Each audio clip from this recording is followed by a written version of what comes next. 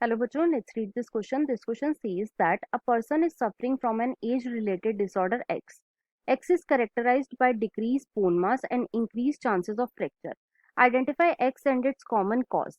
तो बेसिकली इस क्वेश्चन में हमें बताया गया है कि एक पर्सन है जो कि एक एज रिलेटेड डिसऑर्डर एक्स से सफर कर रहा है।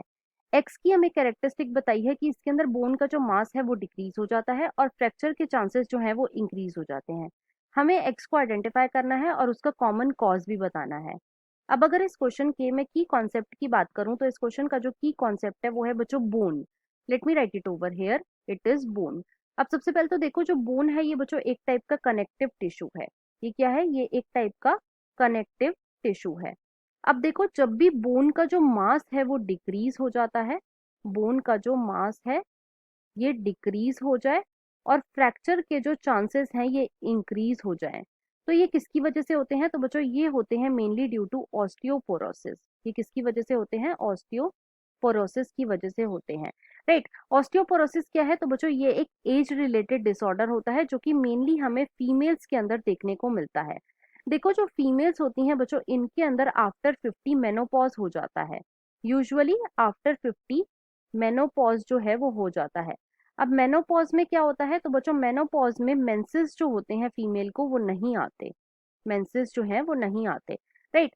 अब क्योंकि फीमेल्स के अंदर आफ्टर 50 मेनोपॉज हो जाता है तो जो ईस्ट्रोजन का लेवल होता है वो काफी ज्यादा डिक्रीज हो जाता है, राइट।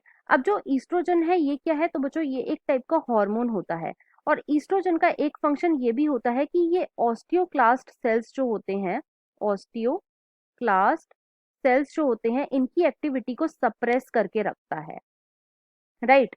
इनकी एक्टिविटी को सप्रेस करके रखता है, इट इज सप्रेस, राइट। अब ऑस्टियोक्लास्ट सेल्स जो है ये बच्चों मैक्रोफेज एक्टिविटी शो करते हैं। ये क्या शो करते हैं? ये मैक्रोफेज एक्टिविटी शो करते हैं। तो ये मेनली क्या करते हैं? ये बोन का जो सेल होता है, बोन के जो सेल्स होते हैं उनको ईट करते हैं। तो जो ईस्ट्रोजन है ये बेसिकली क्या करता है? ये ऑस्टियोक्लास्ट को सप्रेस करके रखता है, इनकी एक्टिविटी को सप्रेस करता है। लेकिन फीमेल्स के अंदर आफ्टर 50 मेनोपॉज आ जाता है और मेनोपॉज आने की वजह से क्या होता है? ईस्ट्रोजन का जो लेवल होता है वो डिक्रीज हो जाता है। अब अगर ईस्ट्रोजन का लेवल डिक्रीज होएगा तो जो ऑस्टियोक्लास्ट सेल्स हैं बच्चों इनकी एक्टिविटी जो है वो इंक्रीज हो जाएगी, इनकी जो एक्टिविटी है वो इंक्रीज हो जाएगी। और ऑस्टियोक्लास्ट की अगर एक्टिविटी इंक्रीज हो जाती है तो बच्चों इसकी वजह से क्या होता है? इसकी वजह से होता है ऑस्टियोपोरोसिस, राइट। और ऑस्टियोपोरोसिस की वजह से क्या होता है कि जो बोन का मास होता है वो डिक्रीज हो जाता है और फ्रैक्चर के जो चांसेस है वो इंक्रीज हो जाते हैं। अब क्वेश्चन में हमें एक्स को आइडेंटिफाई करना था और उसका कॉमन कॉज बताना था। तो बच्चों एक्स तो है ऑस्टियोपोरोसिस और इसका कॉमन कॉज क्या है? Decrease level of oestrogen. तो इस क्वेश्चन में जो हमारा मोस्ट अप्रोप्रिएट ऑप्शन हो जाएगा वो है बच्चों option number 2। So the final answer of this question is option number 2। I hope you understood it well. Best of luck.